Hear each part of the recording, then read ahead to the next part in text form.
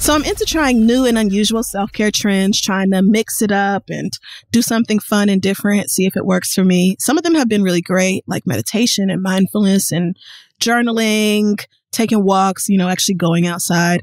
And some are not so great. Like that time I tried that weird fish pedicure where they put them little fish in the basin and have them eat away at the skin on your feet.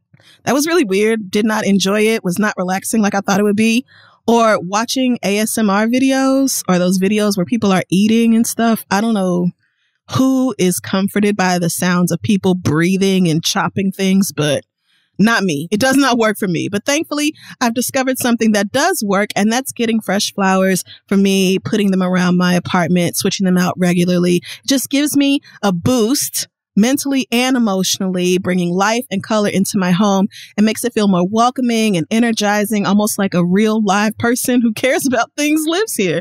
It feels great, and there's nothing not to love. It's self-care made easy. So do yourself a favor and go get some flowers. This is an initiative of That Flower Feeling, and yeah, they make me feel great. So let's move on. Hey y'all, Saturday, February 26th at 8/7 Central on BET, Anthony Anderson will be hosting the 53rd NAACP Image Awards. This year's celebration of Black excellence salutes the best and brightest in film, TV, music, literature, and activism. Nominees include Silk Sonic, because of course it does, Queen Latifah, Tiffany Haddish, Tarana Burke, Misty Copeland, Will Smith, and many, many more. For updates on special award honorees, performers, and more, visit BET.com. Search and post using hashtag NAACP Image Awards. All right, let's move on. Hey, you super smart thing, you. It's time for you to take those creative ideas that you've got up in your noggin and bring them to life online. And you can get started now with Squarespace. They've got a dynamic all-in-one platform that provides every one of the tools you need to establish a presence online. So you can build a website, you can claim a domain for yourself, you can sell things online, because I will probably buy them, and you can market your brand with Squarespace's cutting-edge, easy-to-use products. We've used Squarespace before, so head to squarespace.com/read for a free trial. And when you're ready to launch, use the offer code READ to save 10% off your first purchase of a website or a domain. Have some fun, and let's start the show.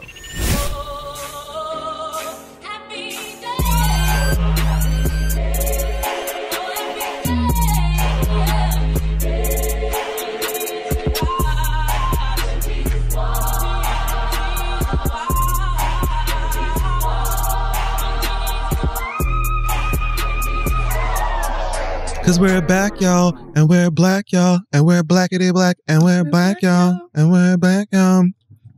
Hey guys, welcome back to another episode of this show. I am Moroccan and Monroe. And I am Olivia Kendall. This is The Read. Thanks for coming back. It is, indeed. And thank you for coming back. Happy to be here, capping off this Black History Month, just about wrapping it up. It's been a lot going on. A whole lot. I find that Black History Month likes to get spicy as we rolled into it. It does. There's been it's been quite a bit happening. And honestly, I feel like white people also like to turn it up during Black History Month. Oh, yeah. Just to let us know shit ain't sweet. Oh, yeah. So 28 days, niggas. Yep. And they gonna make it hell. All 28 of them. But here we are anyway. Well, this Black excellence, I want to give a special shout out to something and someone and someplace that I just discovered thanks to one of you guys tagging them in my mentions. It is an Instagram page called Black Miami Dade, and it is a project that's run by Nadej Green. And basically it is kind of like a history book of sorts with all of these really, really cool photos. And attached to each of them is a little piece of history and information about Black people and Black culture, specifically in Miami-Dade, and how our people have basically elevated and enhanced the city and contributed to it being all the sickening things that it is today. So I learned so many things about Black people and Black Miami. And I'm talking about everything from recent things or maybe stuff in the 80s to grocery stores in the Black neighborhood in 1930s Homestead, and Black student organizations having sit-ins at University of Miami in the 60s. Oh, amen. Amen. And like big old celebrities performing at all of the hot clubs in like 60s and 70s. Like all of this stuff that I didn't really know anything about. And I'm seeing a lot of other people from Miami and South Florida that are also learning. And even people who are like, that's my cousin. That's my auntie. You know it. You know it. Because of us. And so I really, really, really love this page. It means a lot to me personally, and I think it's excellent Black. And so to Ms. or Mrs. Green, thank you. And this is awesome. And you can go and check them out, whether you're from Miami or Dade or not. Mm-hmm. And it's just Black Miami Dade. I think it's really, really cool. So thanks and congratulations. Go get you some Black Miami history. Best part of Florida is Black. All the best parts of Florida are Black. Yeah. Okay, so you're claiming it today. That's nice. I am from Florida, yes. Wow. Now, listen, y'all take this and make that a fucking trending sound on TikTok, because the way y'all... Clearly joking. The way y'all have worn out that other one. The girls seriously think that I don't understand the geography of that state. And they don't care, honestly. I have seen people do this. People who live in a city they love, but a state they hate. Exactly. That's the joke. New Orleans, y'all are good for this. Houston, y'all are excellent for this. Yes. Charlotte. Hell, probably Memphis. Atlanta, of course. Woo. Yes, absolutely. Atlanta is on fire. Have you heard this song from Amaretta the Great? No, but I've heard about it. It's 2 minutes long, and when I tell you niggas have been fighting for the past 5 days, because she's basically like, I'm really from Atlanta, the rest of you hoes are not. And so if you grew up in Gwinnett, Clayco, Decatur, College Park, Forest Park, all of y'all niggas, none of y'all niggas are Atlanta. I'm Atlanta. If you didn't go to an APS school, then sit down and claim where the fuck you came from. I know somebody kicked open double doors. Irate. When I tell you the girls are irate, they are incensed. No shade. Because I know that the internet just likes to argue. Oh, yeah. But like, who fucking cares? Like, you would think if you're from there and you say you're from Atlanta or whatever, like, girl, I've never heard, like, especially them places that you just named. I've only ever heard people from there claim Atlanta. Now, obviously, I myself am not from Atlanta, so the exact city limits and the inner workings of it, I'm sure I don't know the specifics of it. But like, if this random tandem, well, Amaretta's not random, but like, you know what I'm saying, like. Yeah, I mean, you know, I would have thought that same thing, especially because, you know, growing up in Tulsa, nobody pretends to be from Tulsa. So, but then somebody started arguing with me about Broken Arrow, which is a suburb of Tulsa, and was like, what about Broken Arrow? And I'm like, girl, that is their own city. They got their own school, their own police. And she was like, but if I tell people, I'm going to visit my friends, so I'm going to Tulsa. And I really got almost a little bit offended. I wanted to be like, bitch, what I said is Broken Arrow is. So I agree with you. But then when it happened to me, I really did get kind of defensive. Yeah. So I can see that. I take it back. I do see where niggas are coming from. And also there's a difference between like a metro area and the city itself. Absolutely. Broken Arrow is Tulsa Metro, but it is not Tulsa. It's like when the girls are from Hollywood, Florida, or like Pembroke Pines. And they're like, oh, I'm from Miami, but you aren't. No, you're not. And don't do that. That's just the truest part of life. Right. Is that you're lying. So stop it. And I'll take you one even further, girlies. South Beach, not Miami. Oop. There you go. It's not. Now you're shaking the table. Now you're shaking the table. So when you go down there, you tell the girls that you went to Miami Beach or you went to South Beach. You weren't in Miami. I just know it's a matter of time. It is a matter of time before somebody in Chicago, Detroit, LA. It's going to get ugly. Yeah, niggas are going to make remixes. Absolutely. Someone said, oh, Amaretto, since we're on the subject, since we're talking about it. I'm glad you said something. Because these bitches have been lying. Oh, I actually live for this. Like, I actually kind of love this. Right. Like, it's so ugly, and niggas love telling other niggas that they're not from a major city. Oh, yeah. Like, okay. Yeah. Like, Does it really matter? It's not even a crystal stare, especially if you black. So like, can we that's just another have thing. like time? That's another. Like, none of us should be hype about this, and yet we are. We feel the way we feel about where we grew up, and just don't lie. Don't lie to me, bitch. Yeah, a bitch who is really from Tulsa. Don't lie to me, because I'm gonna know automatic. It ain't gonna take but 1 or 2 follow-up questions for me to know whether you lying. But again, this is not a problem we typically have in Oklahoma. God bless us. we just don't. Lots of great people to claim there, though. Classics. Yeah, there are so many. Alrighty. Well, let's move on over into our hot top section, where we're going to get into some pop culture nonsense, starting with Summer Walker is on tour. And but so why? Yeah, I don't know, because we all know you don't like doing that. So doesn't seem things have changed. They haven't. They have not. I thought you was about to be like, and she went to therapy and she feels a lot better now about her social anxiety and she feels really I'm good. hoping that she's going into therapy at the very least. As I've said, I hope all of the girls are. Everyone. Yep. And I stand by the statement that therapy should be free for Black people. In fact, I think that Black people should not only get free therapy, I think we should get other rewards on top of that. I think that on the way out, you should have some sort of card that you can swipe that goes towards rewards. You build up enough therapy sessions and you get like free personal pan pizza. Yeah. Like the Book It program, but for adults. Absolutely. Instead of reading books, you came to therapy. Or even just a stipend. Like, we're going to give you $20 for coming to therapy today. Yes. Because we want to encourage more people to do this. I mean, give us something. Something. Because we deserve. We do. We deserve it free and we deserve perks. It's not taking our things and then reshaping them and then shoving them back in our face and act like you gave us something. Oh, but we gave that to you. That's TikTok. That's all of TikTok. Oh. So you're going to destroy businesses' entire livelihoods with that one. Well, Summer was performing some of her songs and she chose to not perform others that she said were difficult for her because it's still a fresh wound. So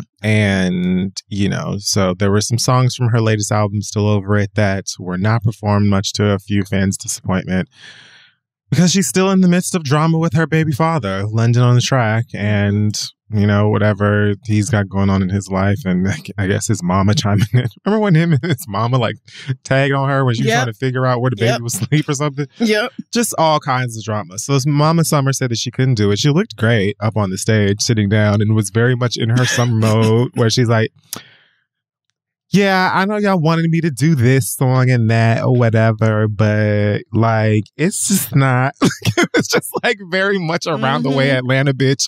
And it was just like, okay, girl, like it's not giving. So, okay. For me, like, I think at this point we have to acknowledge that Summer is on that Lauryn Hill level when it comes to live show. And we have to buy tickets with expectations that anything could happen, or more so, anything could not happen. So, to be more precise. Yeah. Yes. So, I think that I maybe buying a summer ticket would have anticipated something like this. A lot of fans were obviously very upset and going off and things like that. Plenty understood and were respectful about it. But some of the girls were like, nah, fuck all of that. You need to get up on that stage. I pay my money. Well, we paid for that pain. We paid for that hurt. We want to cry too, bitch. Get your ass up there and cry through all that shit. And I'm just like, no. I mean, I don't go to shows with the expectation that the artist will perform every song I love anyway. That's kind of crazy. Like, why would you even? It's her show, so I'm going to assume she curated her own set list and knows what she's doing. And so I'm going to be disappointed if you don't do Fourth Baby Mama, because I love Fourth Baby Mama. But come on now. That is the risk you take. Now, it would be different if she was like, I'm not going to sing at all, because I paid to watch you sing. Right. But I didn't pay I just came here to actually talk to y'all and ask if anybody else has watched Archive 81 and The Tinder Swindler. It's not the Read Live.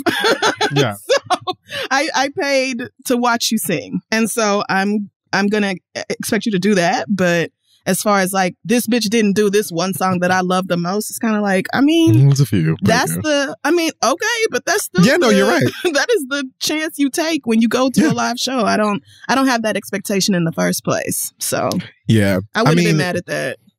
I totally agree with you, because I'm just like, I've gone to plenty of concerts before where the artist didn't perform, and I'm talking about a song from like their latest album. You never really know what the set list is going to be. And so, yeah, I definitely don't expect the artist to perform my fave all the time, especially if it's not like a single. Yeah. But especially. That said, we know that this summer album is rife with personal drama. It's not like all your other faves who write these songs. Sometimes they're personal, but we may not know who it's directed at, and they can cry up on stage and you're not 100%. We know which nigga he's talking about, what his mama name is. Yep. We know who all the other baby mamas she's singing about. We know all of that, and she knows that we know that. And she's sitting up there on that stage by herself, looking at hundreds, if not thousands of people who are looking back at her like, so when's the crying start, sis?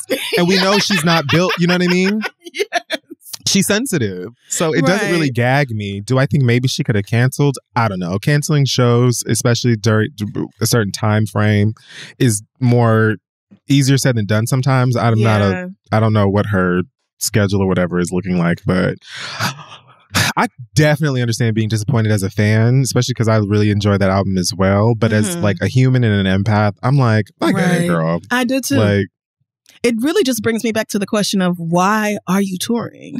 Yeah. Because I don't get the feeling you love it. But I understand that touring is big money.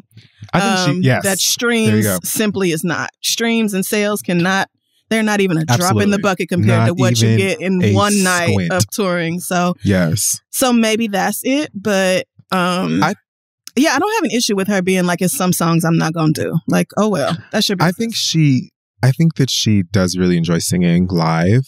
And absolutely money, but like obligation and expectation and pressure and all that stuff is not her tea. And like I said, she's in that like neo soul artsy, maybe they'll show up, maybe they won't moment for me. Definitely. And you just got to take that for what it is. And like, I saw somebody being like, one of the comments on the Neighborhood Talk where they posted about this was like, oh, Beyonce performs Heaven and Resentment at all of her shows with no excuses. And I'm like, okay, first of all, Summer Walker's not Beyonce. Y'all have to stop comparing all the girls to Beyonce. Like, you have to stop that. Don't do that. Because everybody in it. Don't do that. That's one. Two, Heaven and Resentment are old ass songs. This is a brand new album, brand new song that she just did about a nigga that she is still in drama with. Jay-Z and Beyonce married. Right.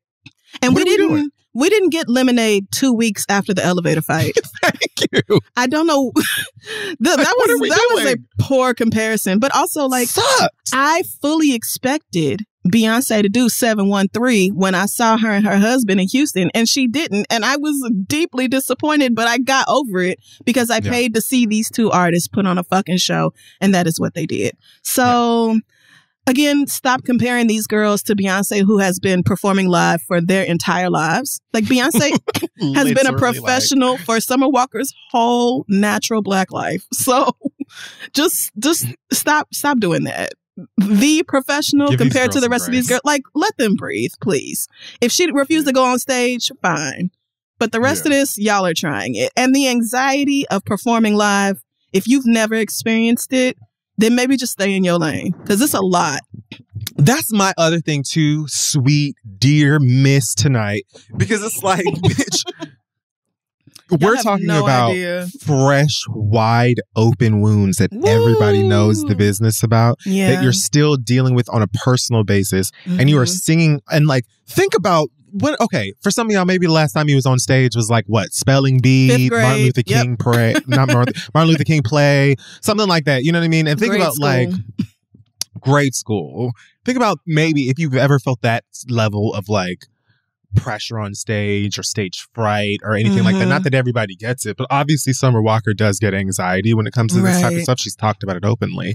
So we're doing that mixed with like me singing all of these things and being incredibly vulnerable. Like, I get why some people are like, well, this is what you signed up for, but this is not a Black Mirror android robot person. Like, this is a human being. Right. Again, she owes you a show. She does not owe you the exact songs you want to see. It's not like she's saying something.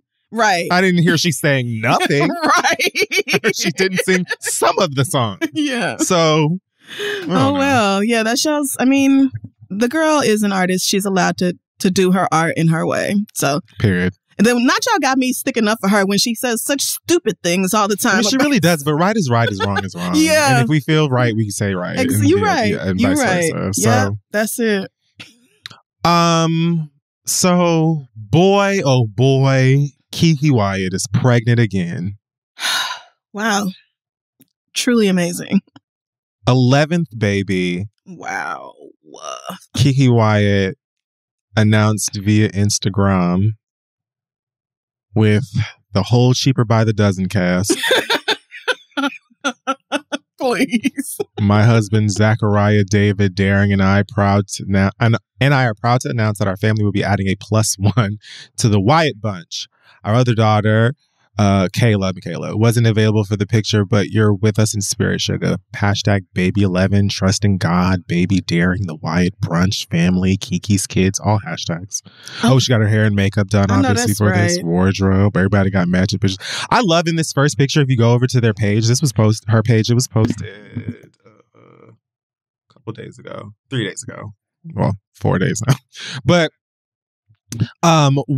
this first picture, one of the brothers in the front with his like fist, his like face on his fist, he just looked over it like another one crying. Damn baby. But honestly, it looks like most of them are like, yeah, this is what we do. Yeah. Tribe. Yeah. First of all, the way that almost all these kids look just like her. Yeah. What an Strong iconic womb. Yeah.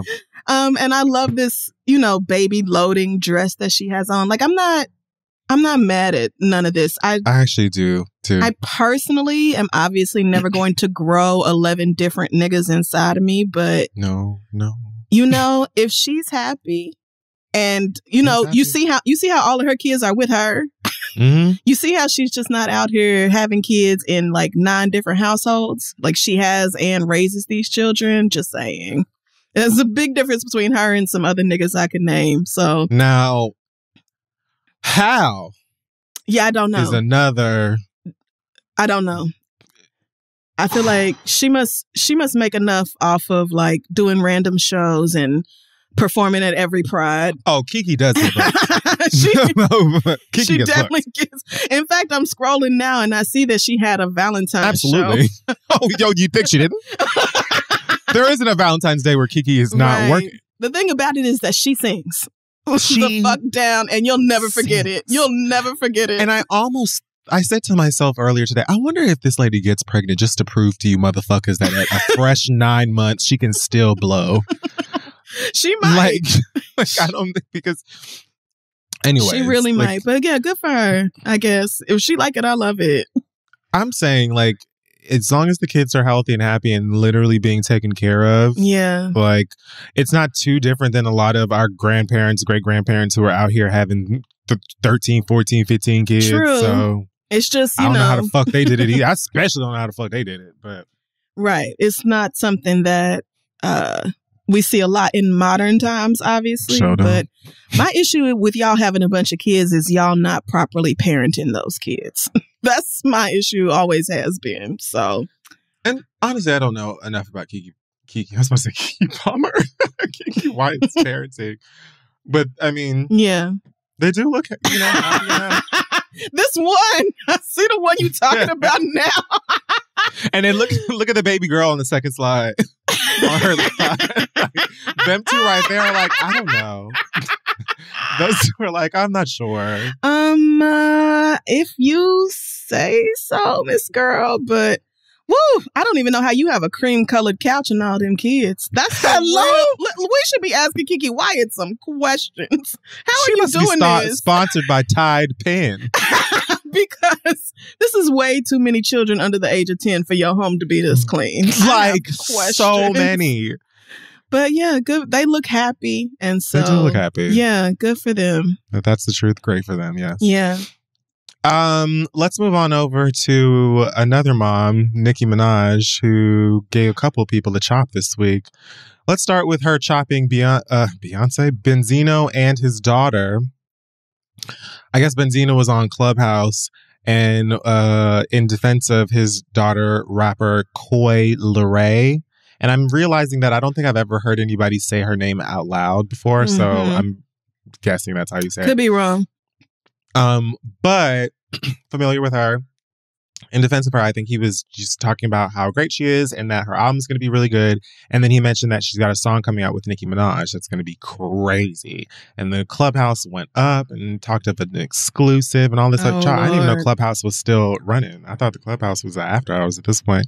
But the girls, were like, oh my gosh, Coi Nicki. And then Nicki, I guess, heard about this very quickly. I'm sure the Barbs took it to her. And, talons, immediately scooped it up. And she took to Instagram stories and posted the caption, I don't have a collab coming with anyone. Onika mode. Love you. Kiss emoji. Well. Later, Coi Leray hopped on Instagram Live in her cornrows and said, basically that her father is an OG, but he needs to shut the fuck up, sit down, and clap for her. And it's her time now. Let her do her thing. And I feel you, sweetheart. I'm not entirely in love with the music that she creates. I've heard differences in her sound. I've heard a song from her before that sounds incredibly different. And it was probably a clip on Twitter. But I think it was just someone who was posting this is what she used to sound like. And now she sounds kind of like Bluey or Elmo or Peppa Pig or something. And yeah, either way, I do remember back at one time when she was doing a performance somewhere and people were giving her a hard time for it. And I don't know, calling her whack or something. And Barbs, correct me if I'm wrong. I'm pretty sure Nicki reached out or said something in support of her. And basically it was eat a dick, leave that girl alone.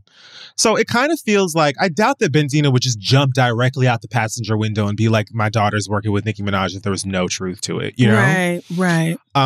But at the same time, the music industry is weird.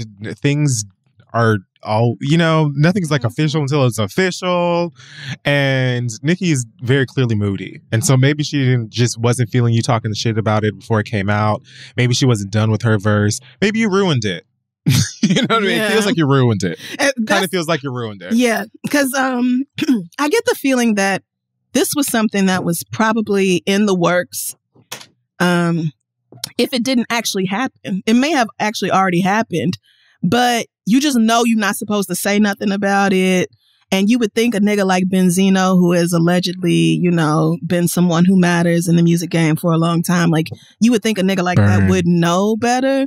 So I'm not shocked that Nicki was like, actually, no, you can just cut it all off. And Benzino fought Jocelyn Hernandez on Love and Hip Hop. This is what I'm saying. I kind of feel like Benzino is better known for being a reality TV personality at this point than anything he did musically, especially outside of New York. Sorry.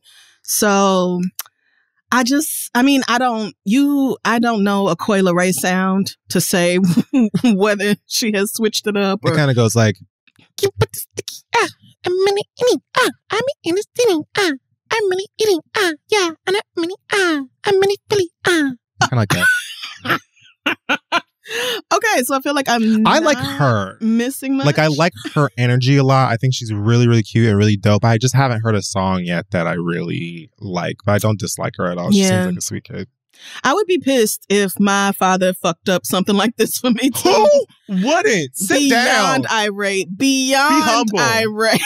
Sit down. And why are you on Clubhouse getting excited? For the hell what? Are you really getting riled up off of a bunch of fucking niggas on Clubhouse. I guess. Really? The party line? You let that drop? You got on the fucking party line telling secrets?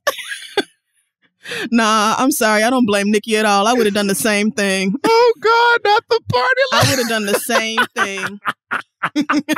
Do the kids know about the party line? Of course not. They're going to Google it. What the hell's a party line? Oh my God, Clubhouse is the party line. Okay. Lord. So Nicki also had a chop for a random Twitter user who commented on a photo that a bar posted of her with one of those filters on her face. She uses those filters a lot that give her the Mortal Kombat Sub-Zero eyes. Okay. Those like icy. Oh, yes. Mm-hmm. And I'm always, Know. disturbed. Yep. Y'all know it. You know it. But someone retweeted this from a barb account and said, I pray somebody release her from that filter one day. She's beautiful without it. To this, Nicki responded, stop policing people's own beauty image / standard themselves. Y'all starting to give me men who tell women they don't need makeup, lashes, lipstick, etc.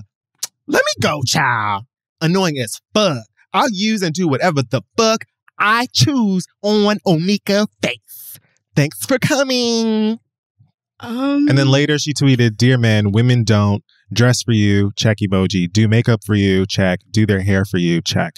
Just like most of y'all only fuck for you and not the woman's pleasure. This is all for us. This ain't about you. Now go. Thanks for coming. Okay. I don't disagree. I mean, I kind of do.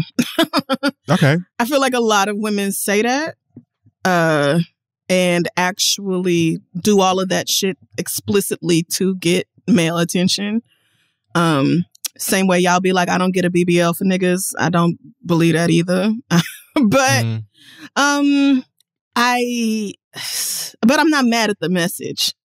I hope more women are doing these things because it's actually something they care about. And if niggas like it just so happens to be a thing. But I've just seen the way too many of y'all act around niggas saying what they do and don't like and then switching it up for me to be like, you know, I don't really know that I agree with this, but whatever, Nicki. Well, sure. I guess maybe for me, my perspective is just like, I know that there are men whose expression is very inspired by the thoughts and opinions and statements of whatever random man or rapper. But I feel like most of the women in my life, maybe.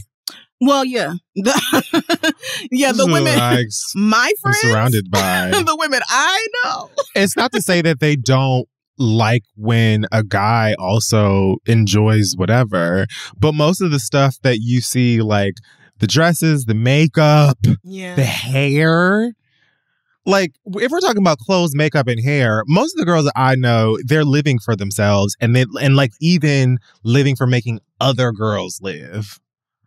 You know? Yes, I can see that. Like I see a lot of my homegirls and even girls I don't know, that girls I just follow or I think are fly or whatever, like beating up each other's girls and very inspired by what they think other girls are wearing or, you know, putting on their skin or face that they think is fly, you know? So, but is the male gaze not at all a factor in that? Hell, of course it is. Right. That's all I'm saying. But, and I don't know that, I don't know, maybe this is more of a younger girl thing because definitely me and my friends who are all now in our mid 30s to mid 40s, when I tell you the girl, they're absolutely not doing nothing because a nigga said it was going to be cute. No. Yeah, that's what it is.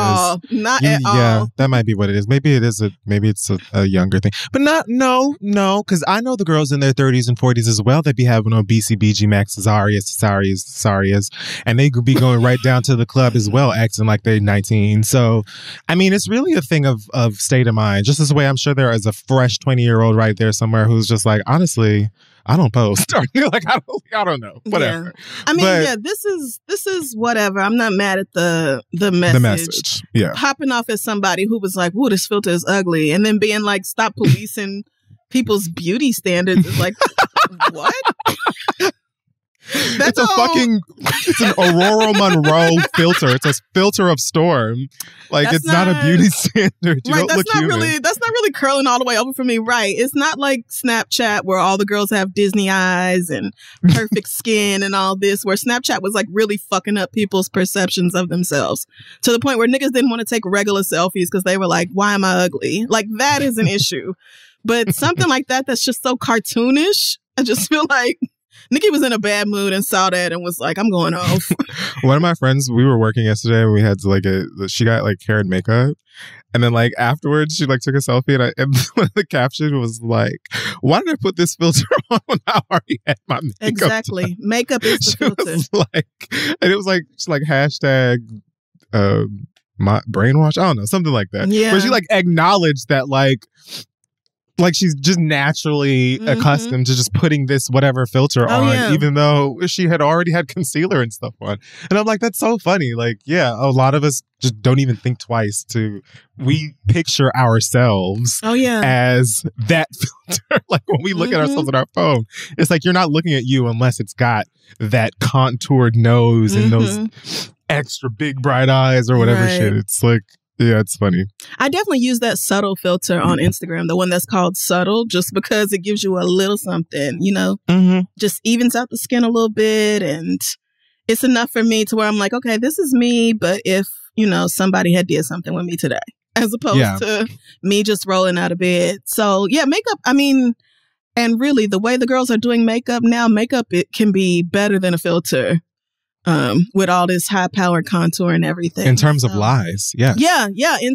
And the way it will lie to you. Like, yes. I spent so much time before the pandemic in hair and makeup, getting new wigs every month, like, you know, constantly taking pictures and everything. And then leaving the city and state to get wigs. Oh, yeah. Flew to Atlanta.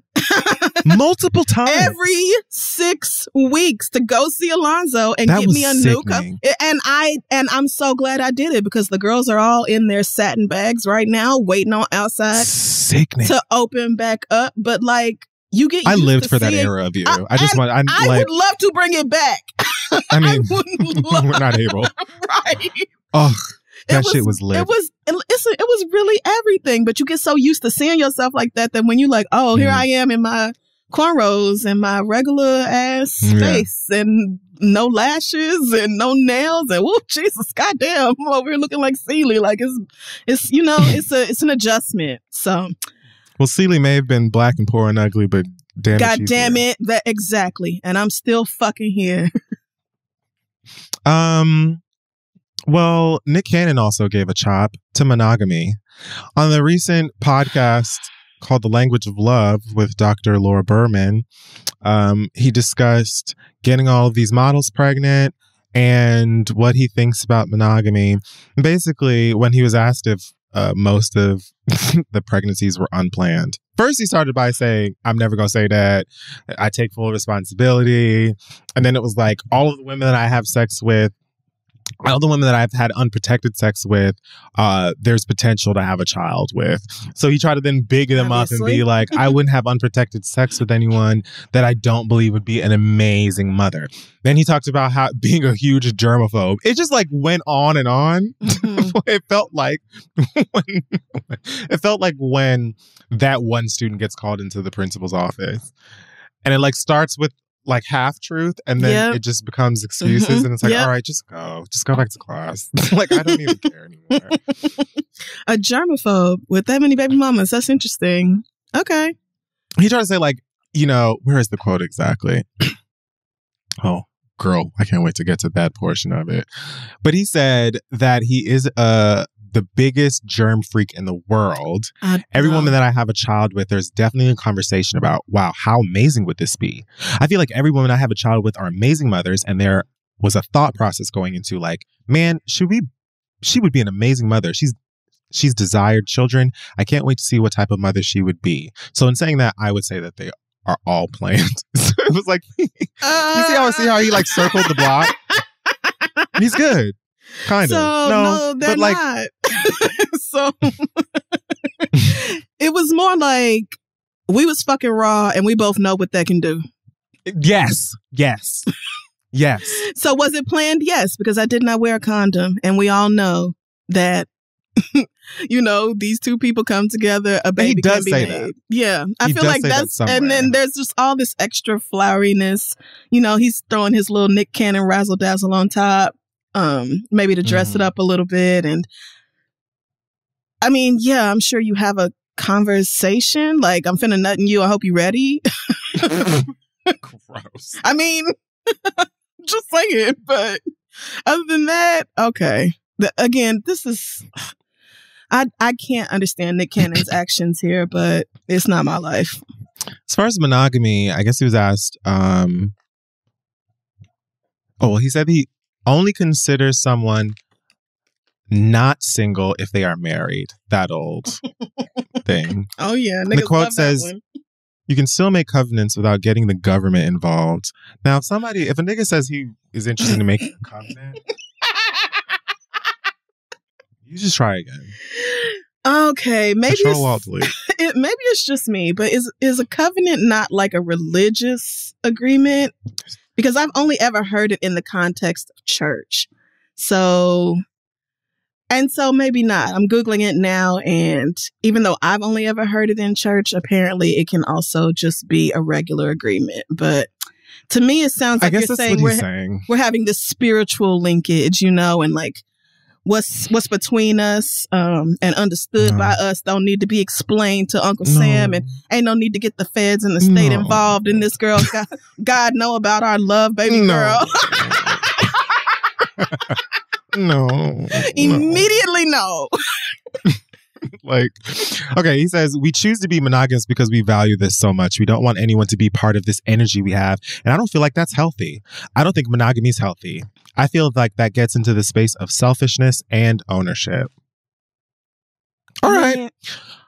Okay. Not if it's what both people want. It isn't. But okay. If you don't want that, then that's fine. You can just not do that. But that's not a universal experience for everybody, obviously. I know that a lot of these big celebrity podcasts stockpile episodes. So was this recorded before you sent that Valentine's Day massacre to Mariah Carey's people? Or... That's an excellent question. Because what happened to Baby, I Want You Back? What happened to all that with Mariah and you lonely and all this other shit? How you lonely when you got all these covenants out here? Mimi, let's make a covenant. But I want to have a few covenant. I don't understand. I won't be doing that covenant bullshit. You'll be signing paperwork over here. Bitch, you sent me when you was like, Mariah, who sued a nigga for wasting her time and won. I was like, oh my God, that's right. Like, Mariah Carey is going to do shit on paper. Please. The rest of these girls might fall for your covenants, but I don't see that working for Mimi. Yeah, leave her out of it, please. She's not interested. So, what happened at Hollywood Unlocked? Because what do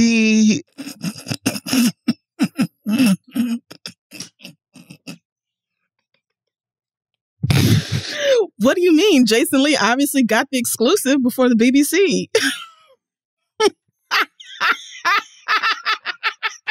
Yikes. So, it was reported recently that the Queen of England, Queen Elizabeth, contracted COVID. And then came this report from Hollywood Unlocked, and another famous Instagram blog, if you're unfamiliar, that says, HU exclusive, Queen Elizabeth dead. Like it just Queen Elizabeth dead with her little mothbally picture. Yep. And then it says sources close to the royal palace notified us exclusively that # Queen Elizabeth has passed away. She was scheduled to attend the wedding of British Vogue editor, whatever, but was found dead.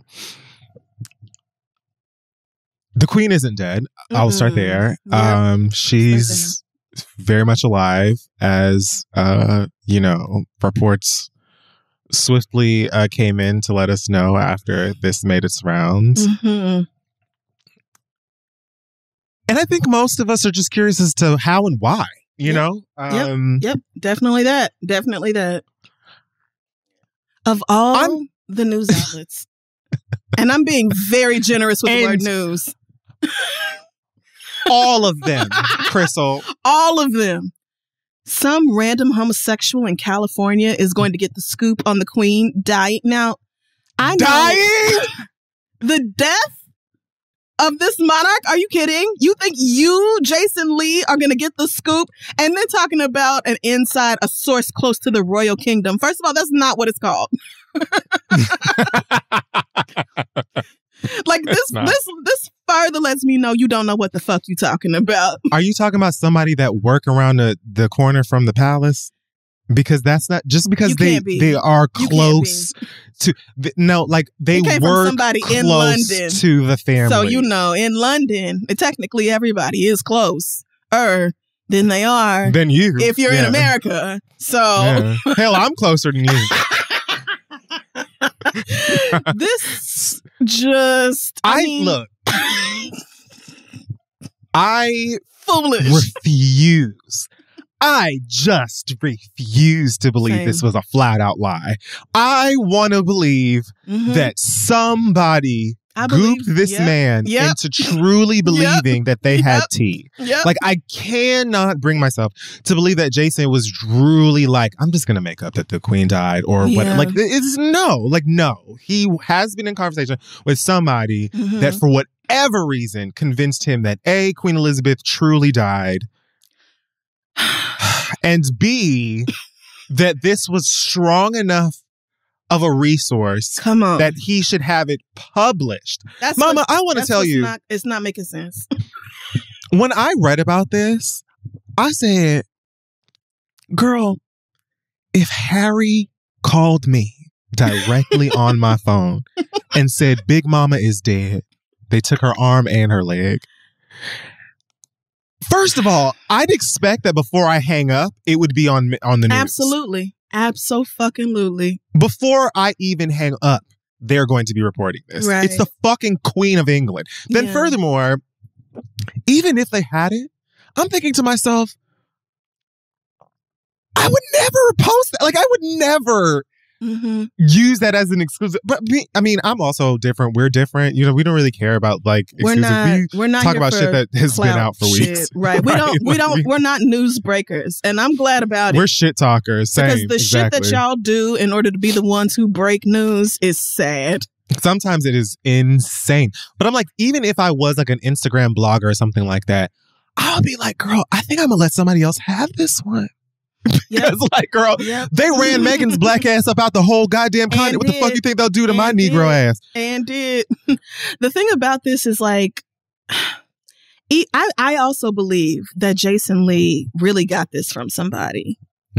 However, I also believe Jason Lee did not even do the most basic cursory Google search about what happens when the queen dies. Because since 2017, there has been a detailed post on The Guardian, which is a UK media site, not, some nigga in LA. Just one that would have posted it before you.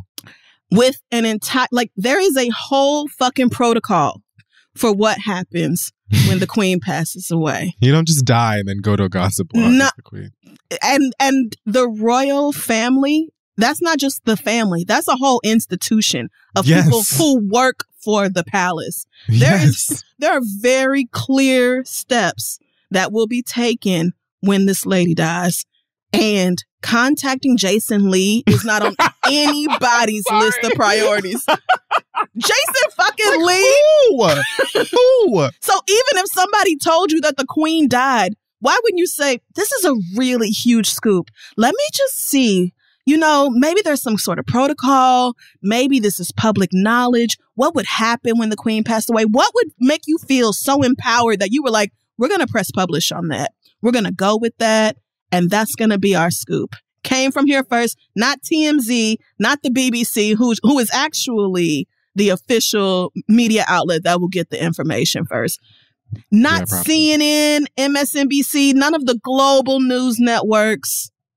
Jason fucking Lee, who runs a WordPress blog. Girl. was outrageous. I was scrolling, cracking up because I was just like, I know you fucking lying. It ain't no way in the world that this man really thinks he got the scoop on this. First of all, it's not even that controversial to be like Queen Elizabeth died. Niggas is always saying Queen Elizabeth died because the bitch is 95 years old. Yeah, that's a good point. You could just throw it out there on any given day and you might be right because she's 95 goddamn years old. But for the palace to be like, yeah, not sure where you girls got this shit, but she's still alive. And that bitch was on the phone today with old boy Boris. Like, she's not dead. And here go Jason Lee still talking about I stand by my source and I'm waiting for the palace. Mama posted her iOS press release. With the note apps and everything, like battery life still in the screenshot and everything. Okay. She used emojis and all for you to understand. Jason said, 1, I've never lied. 2, I've never been wrong. 3, but you're wrong about this. She's not dead. You're wrong right now. Right. Talking about I'm waiting on a statement from the palace. Perhaps you should have done that in the very fucking beginning. Perhaps you should have waited. I trust my sources. I don't know why. I truly don't know why. I don't know why. Yet to see an official statement from the palace saying otherwise. Who are you? Who are you? 5, I'll be at the Donda concert tonight with Ye. This man is losing it. Yeah. That was so, like, who cares that you're going to a Kanye concert? I don't care. But what does that have to do with the rest of this? Is that supposed to boost your credibility? Because if anything, it just points out to me how you would not be the first bitch to know this. The same person who's bragging about going to a Kanye West show is not going to be the person trusted with breaking the news that Queen Elizabeth died. Please. Talking about everything aligns with me feeling super confident, and that's why I doubled down on it. Maybe he killed her. You can feel as confident as you want to, but it just doesn't make sense. It doesn't. It does not. And do you want her to get on Instagram and send you a video personally? Hello, Jason Lee. I'm still alive. Like, is that what you want? Because it's not going to happen. You just like every other gossip blogger out here trying to get the scoop, be first, get the clicks, get the attention, blah, blah, blah. And it worked. But girl, this was just wrong.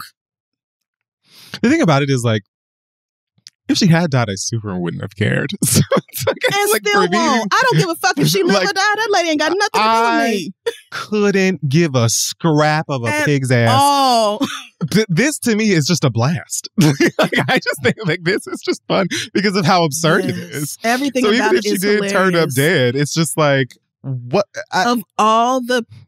I would expect the Shade Room to have this information before Jason Lee. Well, to me, honestly, I look at them kind of equally. Like, I never think that one of the, like, Shade Room, Baller Alert, Hollywood Unlocked is going to have an exclusive before any of the other ones because who knows? You know what I mean? Like you said, all the girls are gunning for exclusives and sometimes an exclusive isn't even really an exclusive or whatever. But the whole point is to bring people back to... Yeah, your site. You know, your page, your site. And so on. But this one was just ridiculous is what it was. So crazy. But it gave me some chuckles. So thanks for it. It's still funny because he's still like, y'all don't know that she ain't dead. And it's like, what? I mean, I don't. You're right, I don't. I mean, I haven't looked at her. You're right. I have not looked at her. But what you should not have done. She ain't dead. What you should not have done was publish this. Just foolish. It wasn't embarrassing enough for Beyonce to run away from you. I wouldn't even show my face no more after that shit. Honestly. Beyonce ran away from you. Imagine the joy in like Beyonce knowing who you are and then the despair in her being disgusted and being like, let me get far from this nigga ASAP because you are associated with nothing but mess, drama, bigotry, and negativity. And I don't want nothing to do with it. Woo! Ah! I would have never went outside again. That hurt my feelings. Yeah. Well, if I'm wrong, then I'll say I'm wrong. You might as well go on and say it now.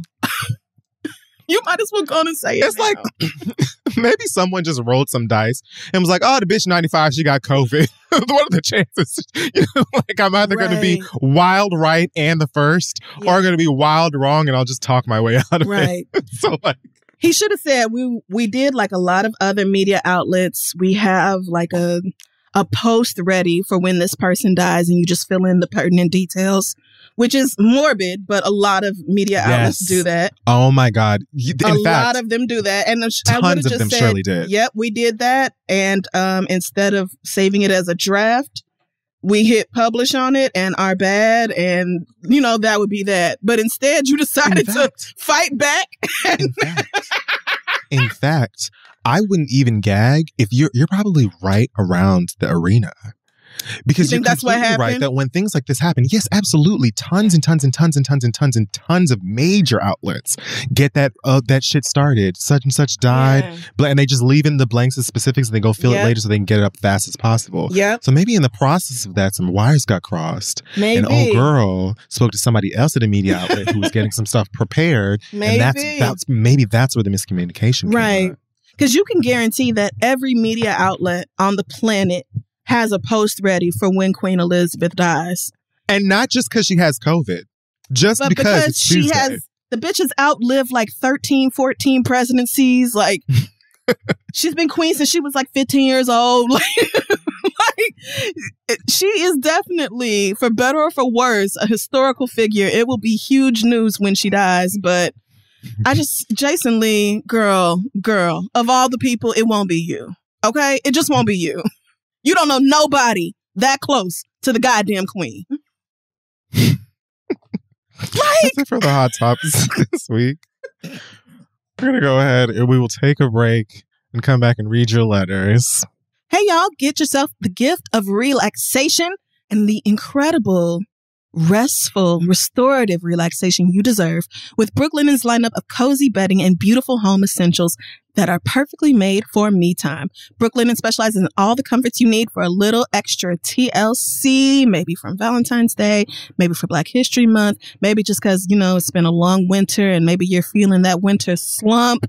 I know I have been. You can hit refresh on your space with Brooklinen's curated home goods made for cozying up every corner. Brooklinen was founded to create beautiful luxury home essentials at prices that don't break the bank. They work directly with manufacturers to give you great products at a fair price with no middlemen and no markups.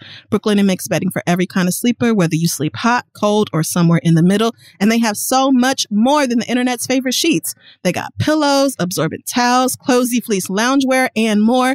Plus, shopping doesn't get any easier than with Brooklinen bundles, and you can save more when you stock up on essentials for your space. There's a reason Brooklinen has over 100,000 five-star reviews and counting. Since Brooklinen started advertising on this show, I now only have Brooklinen sheets. I also bought the duvet and the duvet cover. I have a couple of the pillows and their t-shirts and 2 or 3 of like their sleep dresses. Every single piece that I have from Brooklinen. Woo! And I love it. Listen, if I could live in that sleep dress, go to school in it and everything, I absolutely would, because it's just so comfortable, like everything else from Brooklinen. So head on over to brooklinen.com and use promo code THEREAD to get $20 off your purchase of $100 or more. That's BROOKLINEN.com and promo code THEREAD for $20 off. Refresh your rest with the comfort essentials. That's right. It's Brooklinen. All right. Let's get back to the show.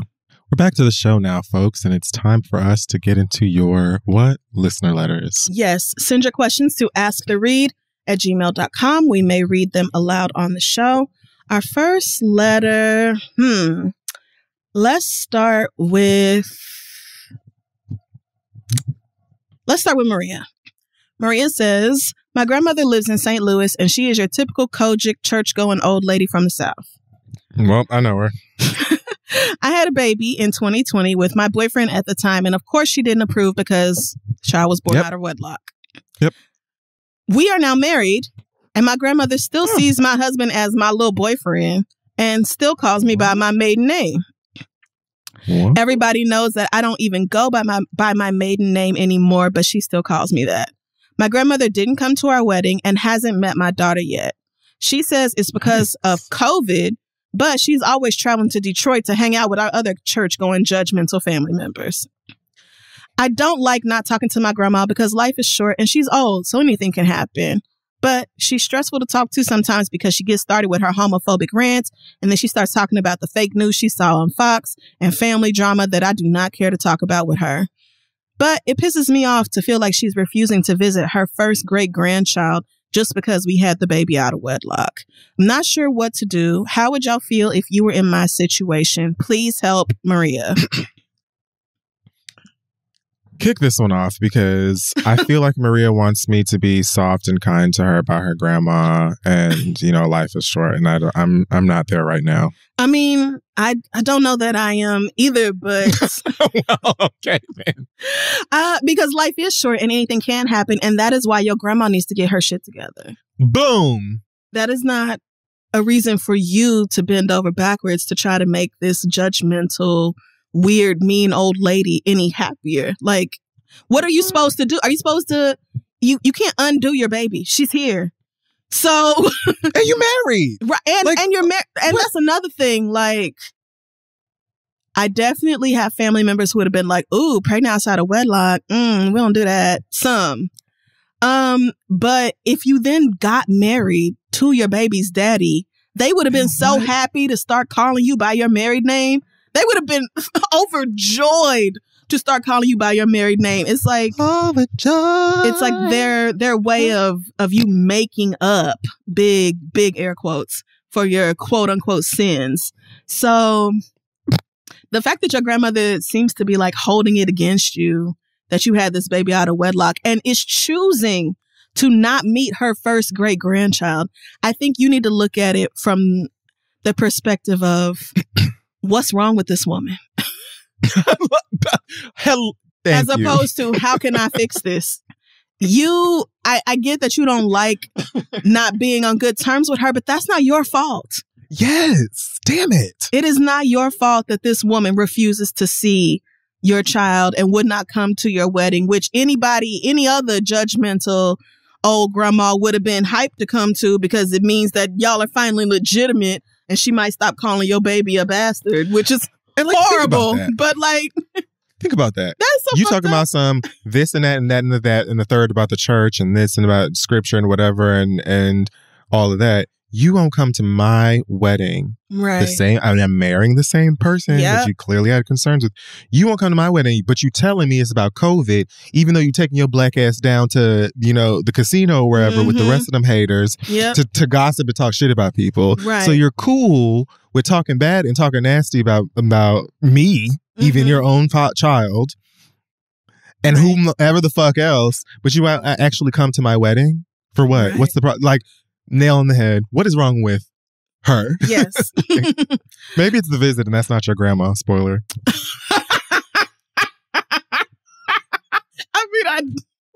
You were never going to watch it, I'm saying, for those who wasn't. I mean, I don't. But yeah, to blame it on COVID and then for her to be traveling from St. Louis to Detroit to go hang out with her sisters and them and be messy and judgmental with them, it's not about COVID, obviously. Well, I won't say it's about you because whatever issues she has with you and your child are issues that she had before your baby was born. But this is not your problem. So I think you're very justified in feeling pissed off because she refuses to visit her great grandchild. And as much as it hurts to not be on good terms with her, I would just remind myself that it's not my fault we're not on good terms. You extended the invitation to the wedding. I'm sure she has an open revolving invitation to come see her great grandbaby. She is choosing not to do it. So what else can you do? That's a grown woman. You can't force her to be no different. Are you supposed to apologize because you did what felt right to you and kept your baby? What? Like, this is, you're an adult and you get to be an adult here and be like, and when you're ready, when you're ready to lay down that ugliness and look at this adorable child, this gift from the God you claim you serve, when you're ready for that, then you can call me. Otherwise, girl, God bless. Don't get the vid because it's not doing too great for the elderlies with all them comorbidities. And your sugar be acting up, and your pressure be through the roof. So end up on Hollywood Unlocked.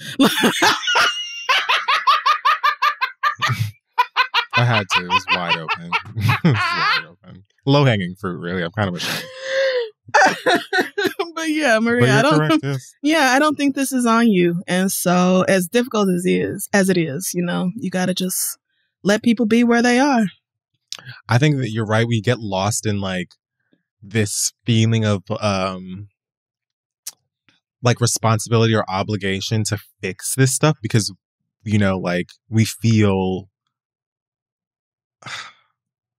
I don't know, like subservient to our elders or like we owe them that respect or something, even though we're not getting any sort of respect or support back as adults. If you were like, you were fucking 14 or something year old, then and your grandma was getting spicy with you because he was just wilding out in the streets or something like that, doing wild drugs and just cussing in church. I don't know. Like, you know what I mean?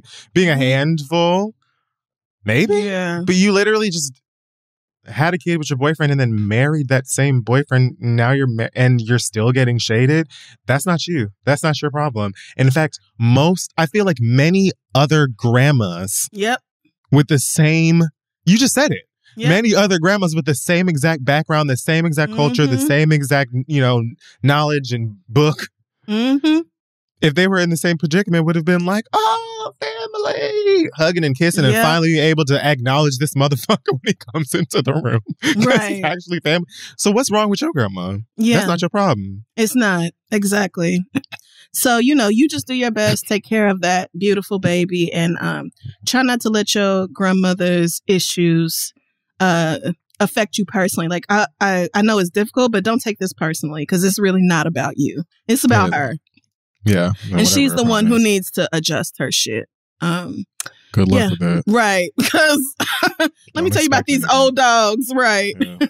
I would keep my expectations below the earth's crust. But other than that, I don't think you have any further responsibility here. None. Okay. Let's move on. Our next letter comes from... Oh, here we go. Something from a straight man from KB. Who says, I know, right? I've been with my current girlfriend for about 5 months and we are both 23 years old. I love her very much and I do see myself in this relationship for the long haul. In my past relationships, I was extremely unfaithful. I've cheated on everybody I've been with except one person, and I was honest with my girlfriend about this on our second date. However... You didn't say your girlfriend. However, now she has the perception that I am still a cheater. But I'm not like that anymore. I don't get gratification from lying and being manipulative like I used to. Those selfish acts felt good in the moment, but they only hurt me and some people that I had presumably loved. However... This is written so funny. Niggas. At this point, my girlfriend has accused me of cheating 3 different times. Once, she said that I smelled like another woman. Wow. The second time, a hotel room key fell out of my trunk, but it was the key from the hotel we had been to the month before. And the third time, she found a random hair in my bathroom sink. Now, I have never even considered stepping out on my girlfriend, but the first 2 times I had to fight tooth and nail and even called the hotel to confirm that I had made no other reservations to get her to believe me. I'm fucking exhausted, but I love her very deeply and I want this to work. I also know that I deserve to be with somebody who can trust me, so I'm not sure what to do. How do I move forward in this situation? Thanks, KB. KB, break up with her and move on. 5 months and y'all are 23 years old. Down. Who fucking cares? Like, this is not the love of your goddamn life. Like, it's fine. You 5 months in, and love is such a beautiful thing, especially right now. And so, like, I get being wrapped up in all of that, and especially maybe, you know, having this guilt or feeling, you know, bad for mistakes you made in the past and really, really wanting to be able to prove to this person that you're in love with that you're changed. I understand that can be rough and just wanting to be understood. But, you know, not everybody trusts that easily, especially 5 months in. And it's just really not worth the headache or the argument. You're 23 fucking years old. Like, right. Like, I say, I mean, obviously you can stick it out if you want to, try to make it work, maybe go to therapy, but I just feel like it's, you're kid. You're young, you know what I mean? Like, yeah. Just, I mean, granted, random hair, hotel key, little things or whatever, but it's like, if the hotel key is the same hotel that we stayed at, and like hair, like corn kernels, you can just find them anywhere at any time. That's true. Who the fuck knows?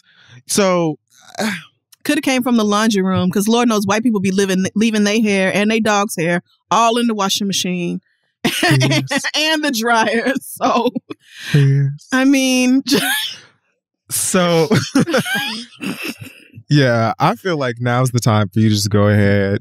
Spring's coming up around soon anyway. Maybe hit a brunch, because like that level of trust issues, especially after you've already outed yourself as a major cheater in the past and things like that, it's hard for people to let go of that. So you might be freeing to both of you. You're 23. I say let it go. Yeah, I think if you really want to make it work, then you just kind of need to have a very serious conversation with her and be like, I told you that I cheated before because I wanted to be honest with you, because I really care about you and I want to build a solid relationship built on trust and mutual respect. But if I have to constantly defend myself and prove to you that I'm not cheating, like that's not fair to me. So you can either trust me or you cannot, but I can't keep doing this. What I'm not going to be doing is showing receipts of when I clocked in and out, and here go the receipt from the gas station because I filled up and got some gas on the way home because I was 20 minutes late coming home and you wondered where I was at instead. Like I won't be doing all that. If you don't trust me, cool. We're only 5 months into this and we can cut it off.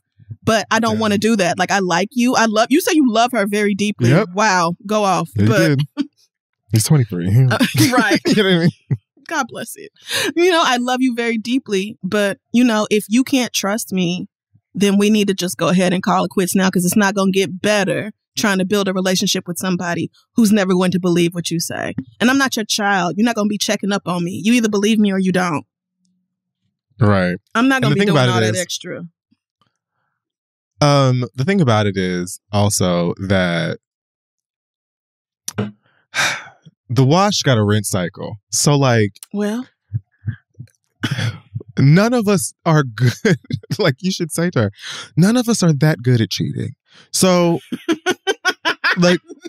why you think? No, it's true. It's always going to come out one way or the next. You know what I mean? So, why do you think I admitted to you that I was cheating all the time? Because niggas found out. You think that if I was such a good cheater and no one ever knew, that I would have to admit it to you, bitch? No. Obviously, the reason I admitted to you in the first place is because I was not good at keeping it a secret. Right. No one really is. So, as you said, you can take the evidence, like me calling down to the Marriott again to prove that it isn't that, or this very clearly being the hair of a fucking border collie, or whatever the fuck else.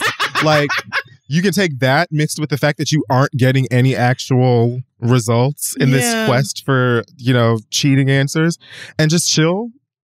Yeah. And let's have a good time. Or we could just part ways. Yeah. But I think you're young enough and it sounds like honest enough that you could find someone who will just be like, oh my God, because like you just said, Crystal, it's like I'm telling you that I was a really bad cheater and all this stuff because I wanted to start with honesty. Right. So somebody might be receptive and be like, oh my God, like I've only dated niggas who just acted like they were angels when they knew they were dogs. Yeah. And so this is refreshing. And it comes down to trust regardless. Regardless, I'm going to trust you until I have a reason to not. Yes. And I trust myself to leave you if I find out you've been lying to me. I'm not the type of bitch, and maybe you need that bitch. I'm not the type of bitch who is going to ask you for receipts all the fucking time and FaceTime you 30 million times to make sure you are where you say you are. Sure won't. And find my iPhone and them little Apple tags and shit in your car to see where your car is. I'm not doing all that bullshit. You're either lying to me or you're not. You're either faithful to me or you're not. And if I find out, I'm leaving. And niggas know that about me from the jump. I'm not going to do all the rest of it. I'm not your fucking mammy. So your mama can check up on you. Your granny can do that. Your auntie and them. I'm not going to do it. So same. I would just lay it out like that. And maybe she can handle it and maybe she can't. Is it true that the Tinder swindler is getting a dating show? Shut up. Is it? I don't know. I haven't heard that. I saw that on Twitter somewhere yesterday. Like the girls are in an uproar because he's apparently found success with this documentary and is getting like endorsements and shit. I thought he was in jail. I still ain't watched it. I mean, he was in jail for like 5 months and then they let him right back out. Because I guess, I don't know. I guess over there, this is not that big of a crime or whatever, I don't know. But like this man is a criminal. A dating show for what? He lucky he got this Netflix documentary. God damn. It would be sickening though if like Well, no, it's because he's still a criminal. But it would be sick to get like... You like, but I do still want to see conceptually, if it was like semi-scripted, scripted or whatever, and like in the end he gets scammed. Like some woman takes all of his money, but that wouldn't be real. No, that would never, that would never actually happen. But I just think of things. I hope that's not true because, gross niggas. Yeah, I hope not. Lying ass scammers. I saw a couple people say that, and I wouldn't be shocked, to be honest with you. Yeah. Well, good luck, KB, with the conversation or with the breakup. You're probably gonna end up doing both, honestly. But yeah. I have a feeling she's not gonna be willing to just let it go. So, yeah, I doubt it. But yeah, it's you still got a good 2.5 months before summertime get here, so that's plenty of time to get over her and get under somebody else.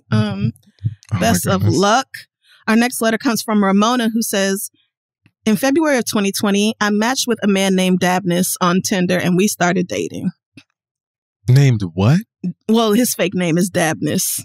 Right. Okay. Obviously. Although it's probably a Dabness out there going, no, wait a minute. All right. I'm sure there is, but I was also just like, what did you say? Yeah. Since we started dating right before quarantine and we were really feeling each other, we decided to quarantine together. Dabness is considerably older than me, but he loved me like the material girl that I am. Because his name Dabness, that makes sense. No, that explains it. Yep, and he loved you like the material girl. That's what Ramona said. I want Chanel flying boots. Material girl. And I get it from my mammy. Oh, man, bust down these folks can't stand me. He bought me really nice gifts, and I never saw the bottom of my weed jar. Now that's what the fuck That's what matters. Yes. A little after the 6-month mark, a bunch of fires devastated the West Coast and Dabness lost nearly everything. This is when I found out that he was in an insane amount of debt and things started slowly falling apart. By the time we were celebrating our 1-year anniversary, that man was down bad. That's not funny. At that point, for some reason, I'm reading Ramona as if she's from Miami. And I think it's because she called herself a material girl. Like yes. She kind of sounds like she might be, honestly. At this point, I was wholly uninterested in continuing a romantic relationship with him, but I had grown to really care for him, and I wanted to be a source of emotional support for him. Dabness ended up moving to Hawaii, and we broke up, but we remained friends and spoke often. He came back to the mainland in November for my birthday, and since then, he has really been pushing it. He called me 5 times on Valentine's Day, not knowing that I was with my new man who bought me a Lexus, and I had been with him the entire weekend. That's why I said Miami. Is this Carisha? Then Dabness started begging me to drive 3 hours to go see him and was sending me flowers and shit in the mail and a lot of other desperate bullshit. I know he's going through an extremely tough time, and I do consider him a friend. I don't want to abandon him in his darkest hour, but he's still calling me babe and telling me that he loves me. And even though I've set boundaries a bunch of different times at this point, it's clear that he just can't respect them. My problem is I'm afraid that he might hurt himself if I cut him off completely, but I really do not. I'm no longer interested in this man in a romantic sense, and I'm not sure how to say it. Please help. Thanks, Ramona. Girl, I should be asking you for advice. How you got niggas buying cars and shit, bitch? Never. Where you finding these niggas at? She was like, well, Miss One Bus. Next 15, baby. Alexis is pulling up. Car service on the way. Girl, so look. I don't know where exactly the assumption is that he would hurt himself. Like, he is going through a lot, yes, and it sounds like you are an outlet for him and his time and stuff like that. But I truly don't believe that he's going to be better off being strung along by you and feeling the pretty clear, tension or distress, whatever the word is I'm looking for. Like it's hesitancy, reluctance. You're not feeling it. The passion's not there because you don't have feelings for him anymore and you've moved on. And I think that he deserves that honesty. So does the nigga who just bought you a Lexus. So I think that I think that you should express to him the things that you said to us about giving a fuck about him as a friend, and possibly like if he no, I wouldn't even say that because you don't want to leave the door open. This isn't Silk Sonic and the press and curl. This is real life. And so you want to let him know, like, listen, I do care about you as a friend. I deeply do. I'm not trying to just like dash you to the side because I think that you're trash or anything, but I'm in a new situation and I don't want to cross lines. I don't want to lead you into a situation where you're going to get even more hurt. I want you to be happy to know that you will be. Yeah. Now, I haven't had to break up with a rich nigga before, so... And I feel like that would be difficult. That's that would good be hard enough, for me. But I think you need to be as kind but honest as you can be, because he's going through something, but at the same time, there's no excuse to be stringing him along. And there's damn sure no excuse for him to, like, get access to you just because, you know? Right. Yes. And you don't owe this man attention forever because you care about him, or because you're worried about him or whatever else. Like if you have moved on and you're interested in somebody else now, or even if you haven't moved on and you just don't want him no more, then it is his responsibility to take that. Like, yeah, breakups suck.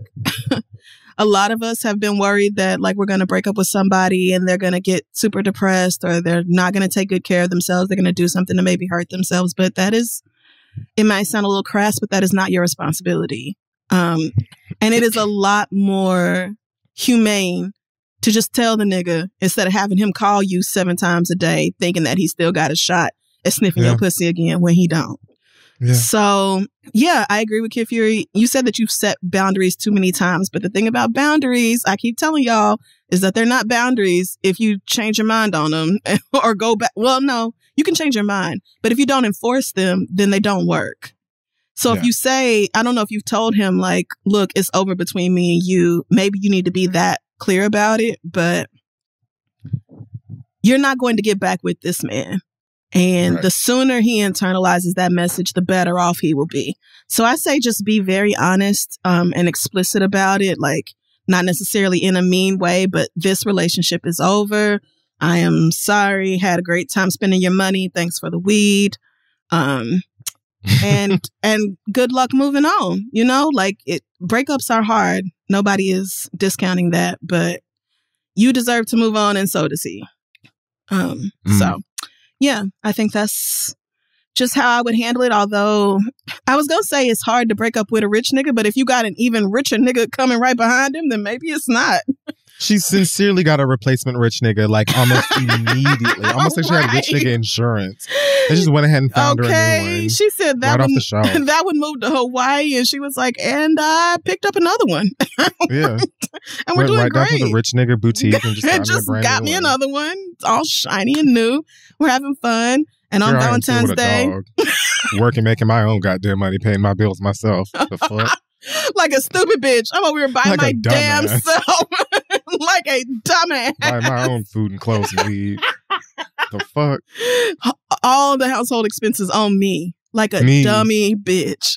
Meanwhile, Ramona over here like, I don't know what y'all talking about. Rich niggas grow on trees. Ramona said, get it, loser. We're going shopping. And I go right out and pluck a new one like a goddamn mango, girl. Yeah, so you just got to break up with him. It's difficult, but just spit it out. Hell, even send it in a text message if you need to. And if he continues to contact you or whatever, ignore him. Don't answer the phone. Don't reply to his text. If you need to block him, then do that. But make it clear that you mean what you say. That's a grown man. You say he's much older than you. He's got to take... It's not.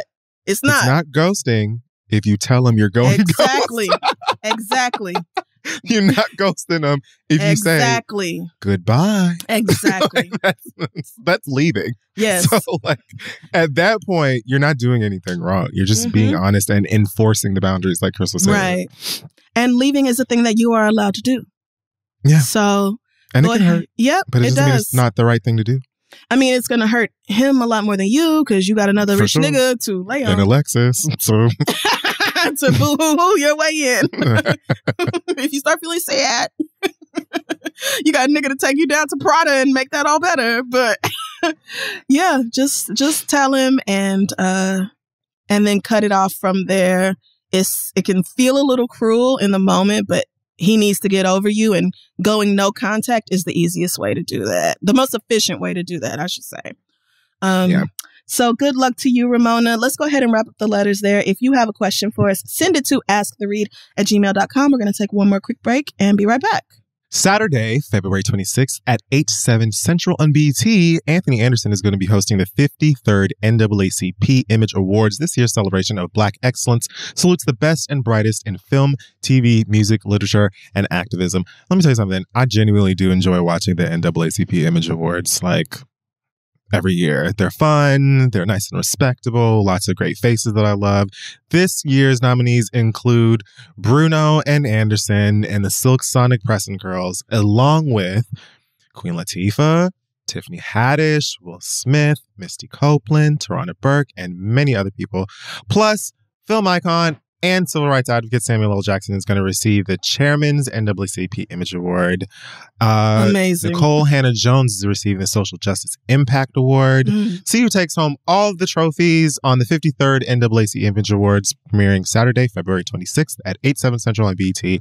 Search and post using the hashtag NAACP Image Awards. That's NAACP Image Awards. For updates on special award honorees, performers, and more, visit bt.com.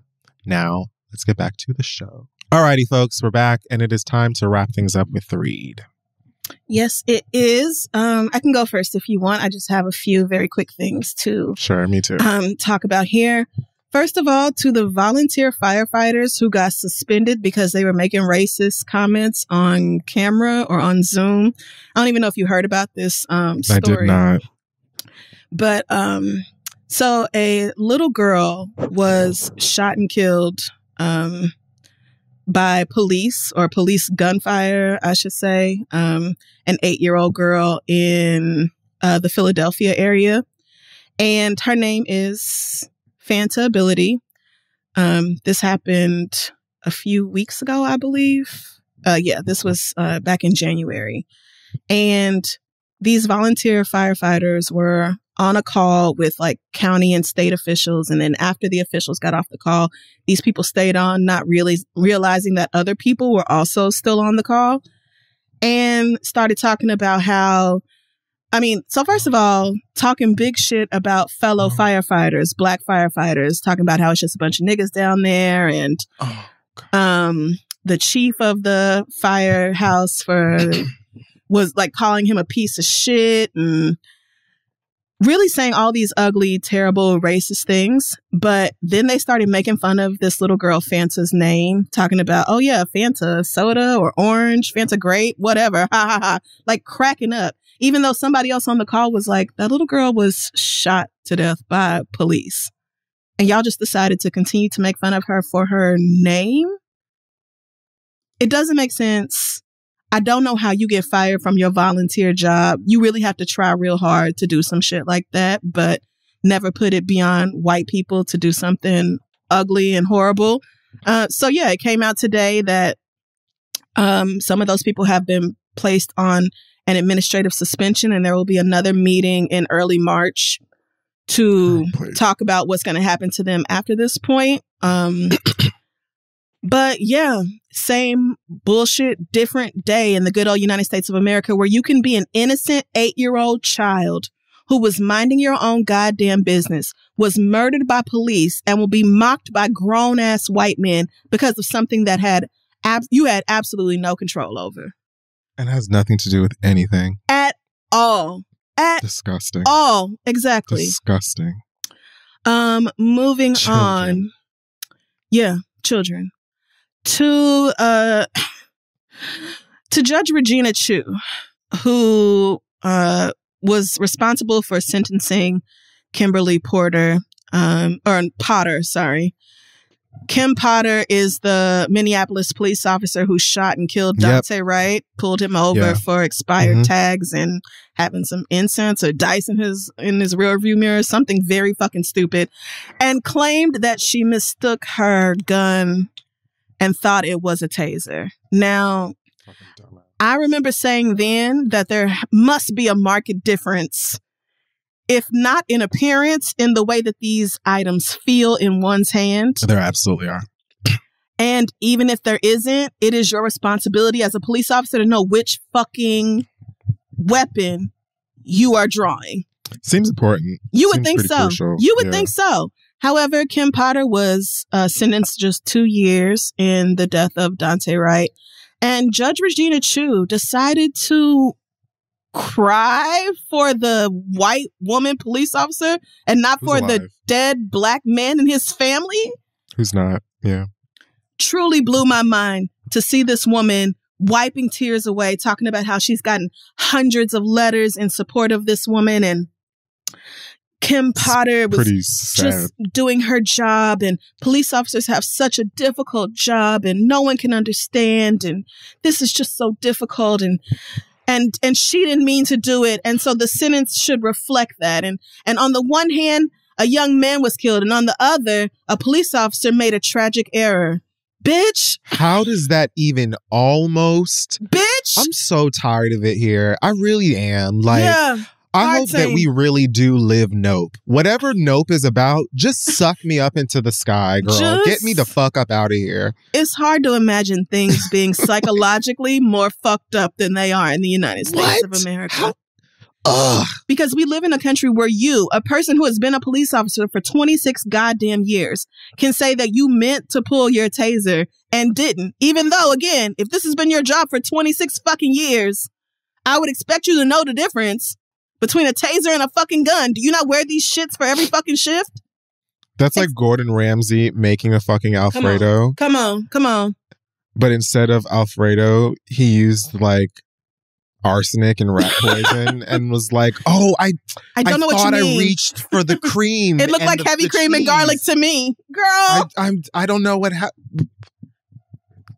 Your job is to do this thing. Yeah, I dumped a bunch of sugar in this and I thought it was Parmesan. How, first of all? How? Yeah, where? How? Because they're so different. They look different, smell different, do different things, cook different. A professional chef. This is your career. You've should know the difference. You've done it for 26 years. Ciao. How? So, I mean, it was always going to be fuck Kim Porter, but for this bitch Regina Chu to actually sit up in her judge's bench and shed tears for the white woman going to jail instead of for the family of the actual person who lost their goddamn life. This bitch will get out of jail. In 2 years. 2 years. All right. She'll be out of jail in 2 years. Excuse my tummy. In 2 years. And she will go right back to her ratchet ass, disgusting ass, whoever the fuck gives a fuck about her. She'll have books. She'll do interviews. She'll get tons and tons of money from whatever unions and support groups that live for the police and the murder of innocent blacks. And like this family that has lost their innocent loved one still won't be able to see him. So what the fuck are you crying about? You're talking about a human life loss versus the person who was responsible for the loss of that life. Like what? And you're crying for the bitch who did it. I can't. How? Because she's a cop. Just because she's a cop. But like, she's not even a brand new cop. Maybe if she had been on the force for like 2 weeks, if it had been 26 days instead of 26 years, then maybe, bitch. But the rest of this, it's not nothing. 26 goddamn years. She should have done that. Bare minimum. A year for every year she served. Because for every one of them years, you should have known the difference between a taser and a fucking gun. We should be more understanding of police officers and the stress they're under. Police officers have a responsibility to know what fucking weapon they're holding. Yeah. The standards for being a cop should not be lowered. Like a stun gun. Like, this is the thing you should know if you're a fucking police officer, girl. Crying for this stupid white bitch instead of the person who is gone. How? And the gagger for me is that there are countless like 8-year-olds that could tell you the difference because they play Fortnite and Call of Duty. Yeah. And The Last of Us or whatever. And they know all that. They do that. So like, what? Go fuck yourself. Yeah. And finally,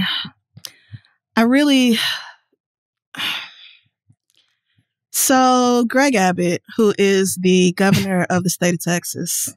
Oh, God. And is just really like insisting on being a walking, talking. Oh, I'm sorry. I didn't mean to say walking, but a sentient turd. This motherfucker sent out a letter today to the Texas Department of Family and Protective Services saying that because DFPS has a responsibility to protect children from abuse, anyone who seeks gender-affirming procedures or surgery for their transgender or gender non-conforming children should be investigated thoroughly and promptly and subjected to full prosecution in accordance to Texas law. And it is not only something like, and this is something y'all need to start doing right now. All state agencies that have an interest in protecting children need to be doing this. If you as a school teacher or a social worker or a therapist or anybody else who works with children know of a child who is transgender and whose parents are seeking the medical care that child deserves, these people should be investigated and prosecuted. And I just feel like, so I can't. Obviously, this is pure hell. This is right up there with Texas, the other Texas, Florida, and their don't say gay bill and that bullshit. That shit. Like, so this is bad enough, but like, Gregory Abbott, you have so much other shit to worry about. Yeah. You have so much other shit to do.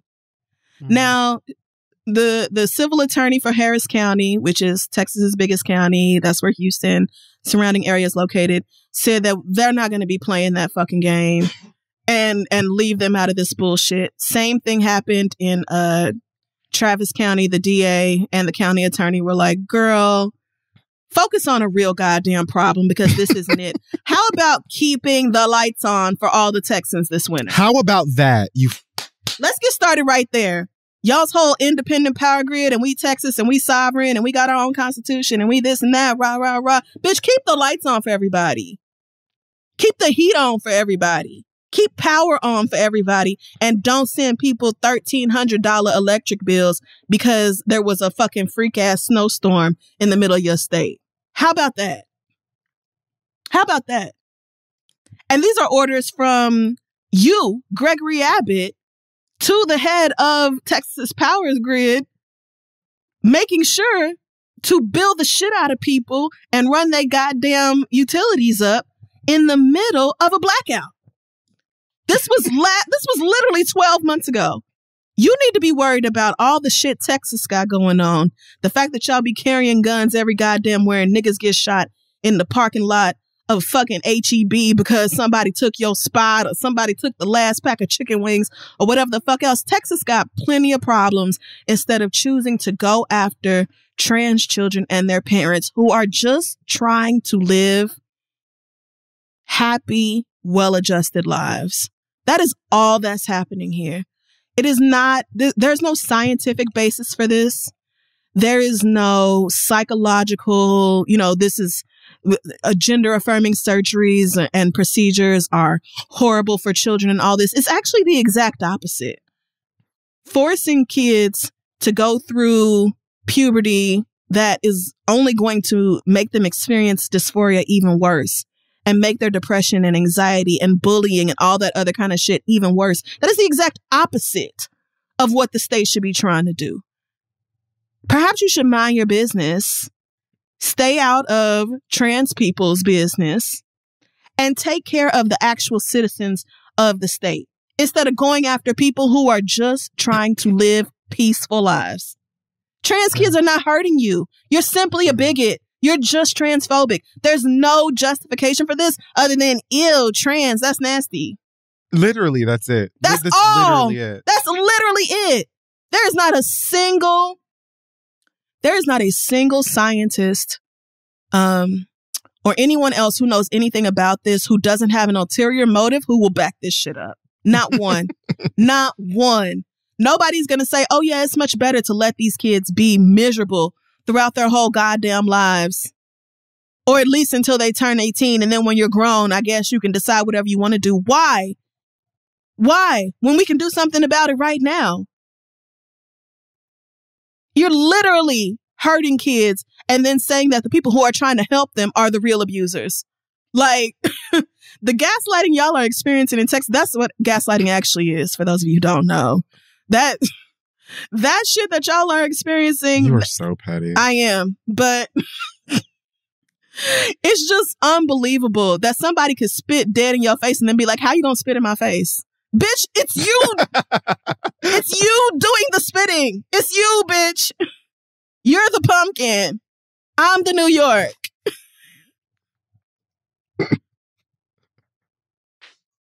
I'm not gonna spit because I got way more motherfucking class than you.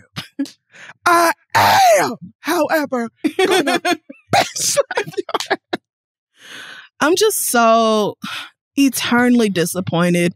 Not even just she say something transphobic not working. I mean, probably. Oh, but she friends with Maddie now. Maybe Maddie got her to see the error of her ways. Yeah. I hope she apologized for that. We should look that up. I'm so proud of Maddie. She's doing so well. I know she is, and y'all keep trying to drag my bitch down, and she keep rising regardless. And I fucking love to see it. What you gonna do? Oh, you used to be a sex worker, bitch. So, and your mama sucked dick for free. Now what? Your mama been sucking dick for free. Shut the fuck up. Leave Madison alone. Let her live her goddamn life. But yeah, just sick of this country. Sick of the way we treat people who are just trying to live. Just living. Just trying to live. Just trying not to be miserable in their bodies and their lives. That's it. And you talking about prosecuting their parents. Uncomfortable. Okay, but it's none of your goddamn business either. It's literally none of your business. Me too. I'm uncomfortable having to listen and look at your motherfucking ass all the goddamn time. Every time you got to open your mouth and feel like everything that you're thinking and saying needs to be said and heard. Yeah. You make me uncomfortable too, bitch. So I guess we're at an impasse. I'm done. Alrighty. Well, thank you for that. I thoroughly enjoyed it. Oh, thank you. So we're going to go ahead and I will just do 2 really quick reads after we do give you sports shorts. Yeah. So no, seriously, I actually don't even really have sports shorts. I was going to talk in excess about the All-Star game that took place this past weekend. But boring, bored. I will, however, say that I personally, for the All-Star moments, I like to get into the dunk contests and like all of those little things because it reminds me of like seeing the Harlem Globetrotters, and then I go in my head. I used to love them commercials. Really did.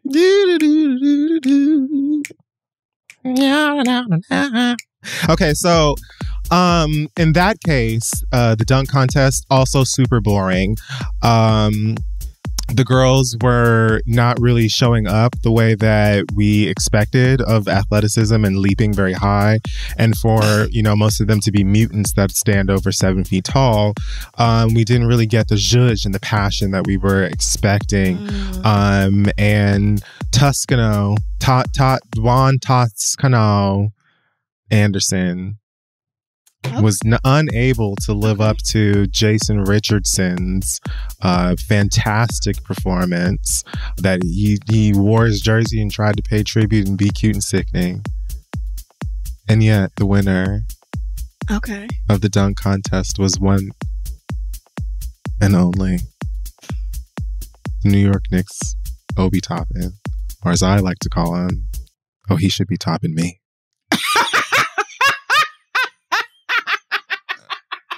And so I just wanted to dedicate this particular sports shorts to possibly my future.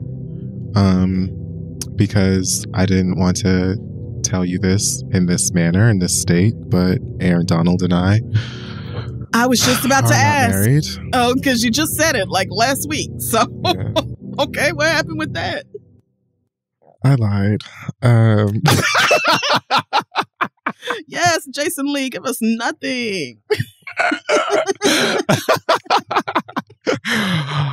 Anyways, I did enjoy the looking at fine people part of the All-Star game, which is usually my favorite part of the All-Star game anyway. And so to Obi Toppin, call me.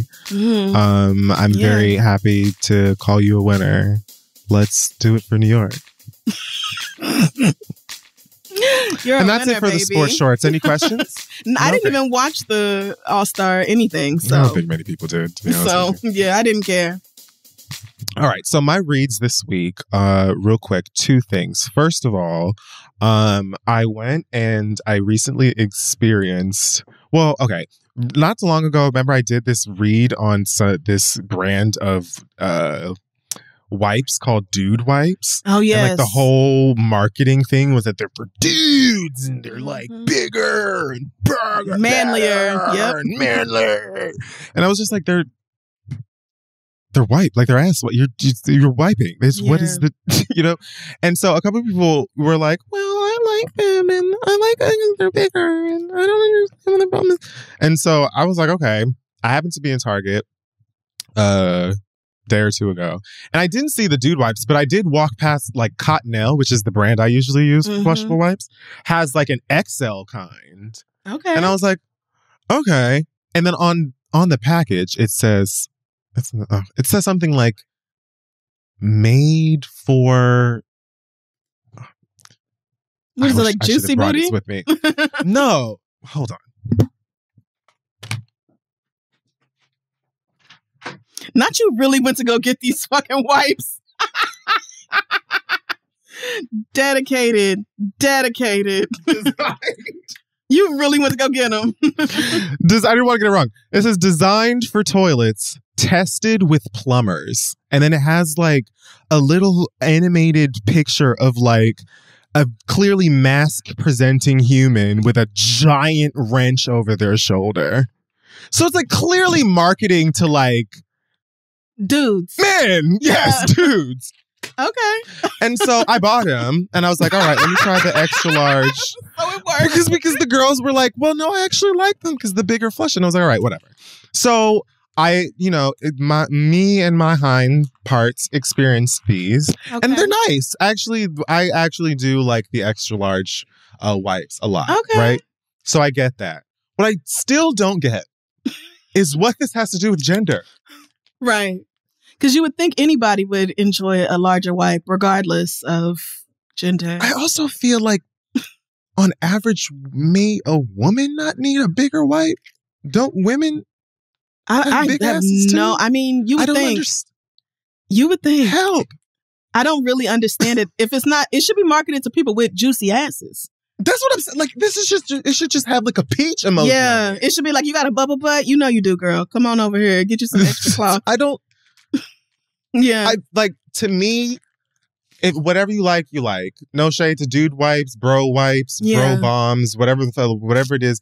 I just feel like we have a knack for marketing things that we think are soft to men, really, even though it's the same thing and it's unnecessary. Cottonelle has never been feminine. The package is blue. It's like called there's Cottonelle. It's called Cottonelle. But I don't. Yeah. And lastly, I just want to say, I want to quickly read someone who worked my nerves this past Sunday. And this is a fictional person, so get over it. Okay. This is Lexi Howard of the series Oh my Euphoria. God. Not Lexi. Lexi Sweets. Lexi's play. I don't remember much of you from season 1. I don't even remember if you were in season 1, to be honest with you. I've enjoyed most of what I've seen of you this season, especially when you and your mama cussed out. Well, you didn't even really curse out Cassie, but either way. That play was shit. And it's not done. Spoilers. They like ended us on a to be continued. So I guess we're going to get more of the play the next episode, the finale, which is fine because the play itself is like gorgeous. But I chalk that up to it being fucking euphoria. Everything is dreamlike. Yeah. Everything is gorgeous. Everything is shot just absolutely beautifully. And also, I don't know where Mama got the budget for this because that's like everybody's question. They're not rich. They don't seem rich. Am I missing something? Is Euphoria a public school? It can't be. Because like I assume that this was at like a community center. Like I can't believe that they put this on at the school with all of that raunchiness and shit. I was like, there's no way. Plus, you're literally telling students business. I was like, she must have put this on at like a hall somewhere, some sort of a theater in the community. But who the fuck funded it? Like rotating stage in and out, set design and backup dancers, choreography, licensed songs. I'm like, girl, this is an expensive ass play for someone who's like, what, 16? Yeah. I was like, all right, so I'm supposed to suspend my belief. Fine. So let me just get into the fact that it was shit because clearly you ain't paid for this damn play. And the reason it was as fine as it was and pretty as it was is because Euphoria is just gorgeous. Yeah. So let's get into you, Lexi. Yeah. All you did was show everyone that everybody in your life is way cooler than you are. Damn. You did nothing and then try to make snarky comments that you would never make to any of their goddamn faces except for maybe your sister. Okay. Mm-hmm. Next, having a guy playing a woman just because is like 2004 comedy. And I know that some of these kids in the show are supposed to be like really into retro and stuff like that. But like, I know that her mama lived for, you know, Linda Belcher coming out and playing her. But like, right. And don't get me wrong, I wasn't offended. I'm just reading Lexi because she got on my fucking nerves this episode. Also, who gave you the Caucasian right to tell all these people's goddamn business? And like real business, like Maddie's parents fighting all of the time and her coming to live with them. Yep. Bringing up Kat doing OnlyFans and shit like that all over again. Like literal, like a ruse. Father dying, like all of this, like really, really deep stuff. Who gave your young ass the right to tell all these people's personal business and then barely changing their name and casting someone that looks exactly the fuck like them? Yeah. Lexi really drove the knife in with that one. The whole football player dance number thing. Now, Ethan and that is where I'm landing. Yeah. Okay. Then we have that gay ass maxi challenge at the end of the episode. Who? Please with the maxi challenge. Let me tell you something. I saw some people being like, "Oh, I actually felt bad for Nate." Not me feeling bad for. I don't feel no kind of bad for Nate. Sorry, Nate is still trash. Always gonna be trash to me. That did not redeem a motherfucking thing. I'm sorry, he's still trash. But guess what? I can walk and chew bubblegum and pat my belly and rub my head. It's the other way around. But all that. I can do all of those things. So guess what? Nate can suck a dick and Nate is trash. And at the same time, Lexi is as well for doing all of that, for making those implications, trying to humiliate that motherfucker and doing like that. That's not your right. It's not your place. Yep. Okay.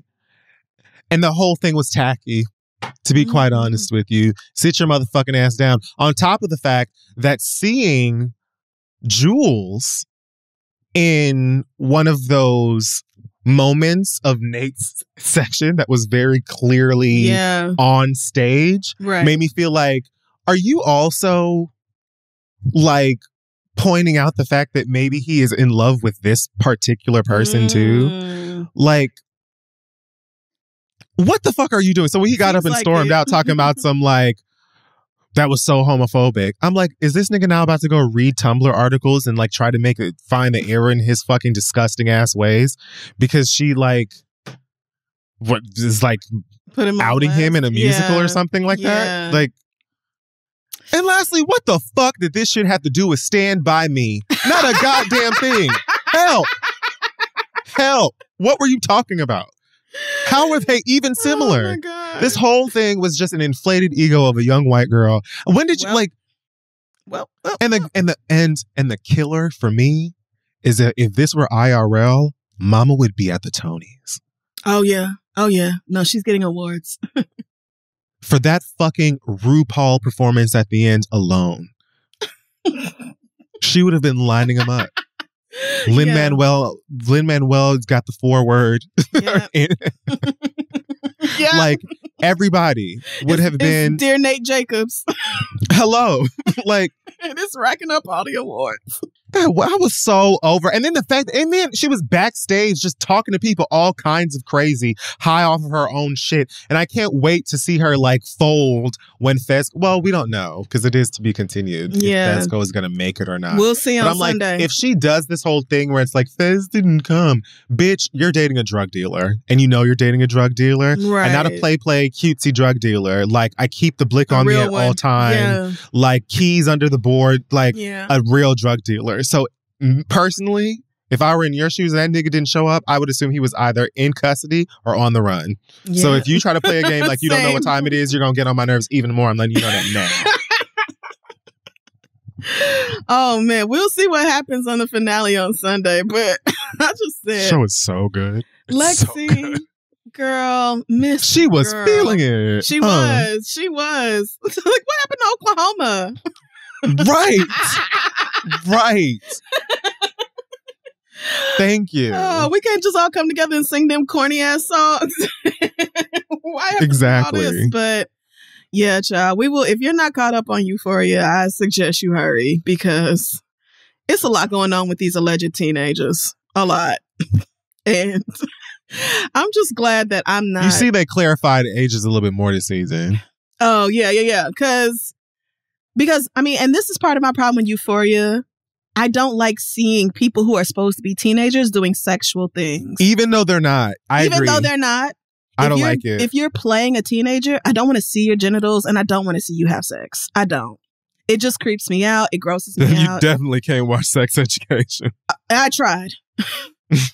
Because it came highly recommended. But it's so good, though. I love Sex Ed. I mean, it is good, but I just get deeply uncomfortable at the idea, not that teenagers are having sex, but me, my big grown ass, watching that. Watching it, yeah. I can feel that. I fuck adults. And I don't want to be nowhere near that.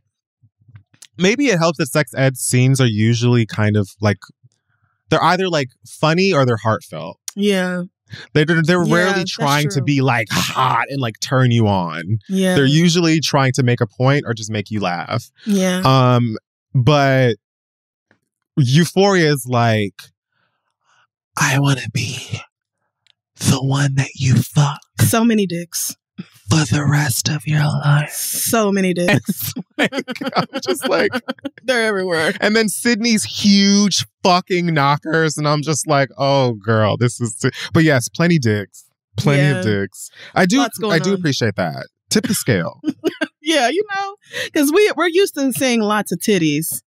And even vagina. And some bush. Yeah. Some bush. So yeah, a few more meat sticks won't hurt. But Euphoria, really insane show that does a lot, and yet we are all hooked and cannot stop watching. So I will see you girls on Sunday. Yep, I will see you girls on Sunday. I will see you there. Matter of fact, I will beat you there. So.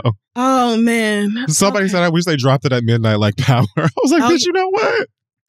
That would be a mess. That would really be a mess. So yeah, it would, because the girls would not like. Yeah, the girls would be up all day posting spoilers. Yep, you would have to watch it at 12:01, or else they will ruin it for you. So. Yes. But yeah, okay. Alrighty, well that is it. Yeah, I guess that will wrap up this week's episode of the show. Check us out on social media at This Is The Read. Our website is thisistheread.com. Head on over and join our Patreon at patreon.com/theread. This Friday, we will be having a live Q&A at 9 p.m. Eastern for those of you who are Volume 3 patrons.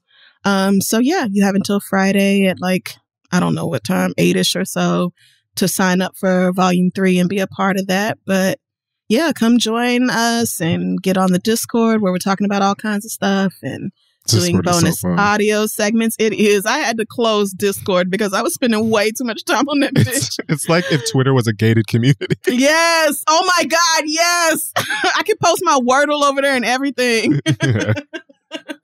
But yeah, it's so fun. So yeah, patreon.com/TheRead if you want to come join us. Anything else from you, Kid Fury, before we head out? Nothing I can think of. I think you covered all the bases. The Patreon, look out for some stuff coming over there in the future and lots of more surprises. So thanks for listening. Be good to yourself and to others. Yes, and we will see y'all next week.